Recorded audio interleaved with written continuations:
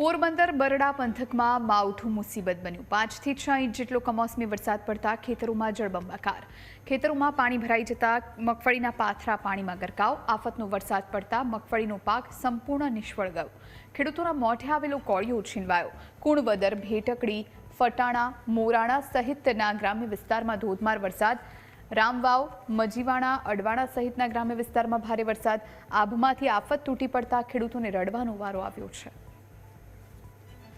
તો કમોસમી વરસાદ ખેડૂત માટે આફત સમાન બન્યો। રાજકોટના સરપદળમાં વરસ્યો 3 ઇંચ વરસાદ। 3 ઇંચ વરસાદ બાદ ખેતર બેટમાં ફેરવાયા। કમોસમી વરસાદના કારણે મગફળી, કપાસના પાકને નુકસાન।